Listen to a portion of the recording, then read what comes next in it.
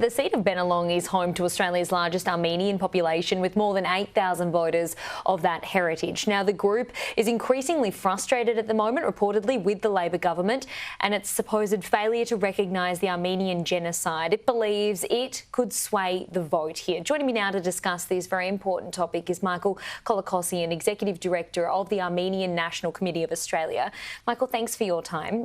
Why is the community so frustrated with Labor? Thank you for having me. Well, as you mentioned, Bennelong is home to the largest concentration of Armenian Australians in the country. Over 8,000 Armenians call predominantly Ryde and its surrounding suburbs home. Bennelong, the Ryde City Council was the first municipality that recognised the Armenian Genocide back in the early 2000s. There's an Armenian Genocide monument in Bennelong. All elected representatives from a local, state and federal level have been quite supportive of the Armenian Australian community and their calls for genocide recognition. And most importantly, the former member for Benalong, John Alexander, actually tabled the first motion on the Armenian Genocide in the federal parliament.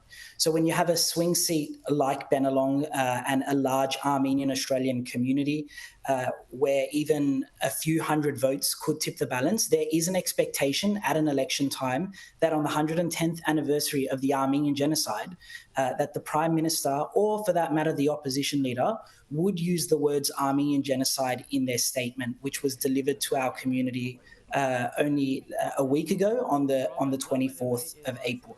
The community is rightly frustrated after years of silence, and that frustration is risking the Armenian Australian community's vote being spread to minor parties, particularly minor parties like the Australian Greens and Family First, who on the 24th of April took a principled position on the Armenian Genocide, recognising also the Assyrian and Greek genocides that were committed by the Ottoman Empire between 1915 and 1923. And they called on Australia to recognise the genocide. So Armenian Australians are rightly quite angry about the decision from both the Prime Minister and the opposition leader.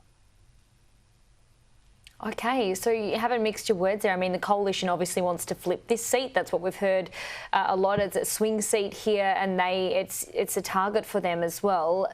Do you not support the coalition? What happens if the coalition can flip this seat? Look, so the Armenian National Committee of Australia releases a report card on the positions of candidates and the current Member of Parliament. In Benalong, over the years, we've had candidates and the current member who are quite strong on Armenian Australian issues. Personally, Jerome has championed recognition of the Armenian Genocide. Scott Young, the Liberal candidate in Benalong, has committed to do the same thing. Jerome has worked quite hard on several other matters as well when it comes to the community at a local level and foreign affairs. But on both sides, there's this risk of alienating voters. On Jerome's side, it's a community that he's really worked with over many years. People have come to see him at community functions, but they can't come to terms with the fact that the former Albanese, as opposition leader, Albanese was much stronger on the Armenian Genocide, calling on Turkey to come to terms with its own history, were his words, and we haven't seen progress since then. On the Liberal side, there's a risk of not being able to secure that vote to have a mandate in Benelong, which they're trying to win. For the Liberal Party, it's also seats like Mackellar, Bradfield, where there's large Armenian communities that opposition needs to flip and often relies on the Armenian Australian community for that support. But the community, and from the feedback as a grassroots organisation representing over 40 community organisations, have had enough from both sides. And they're tired of the handshakes. They're tired of the photo ops, the vague sympathies that never translate into policy on this issue. The community doesn't want to be tokenized, and we've been quite patient over many years. France, Canada, Germany, the USA, Italy, the Vatican, they've all recognized the genocide.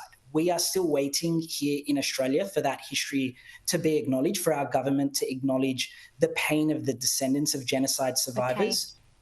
So it's quite disappointing that we haven't had a candidate or a member of parliament be able to secure that statement.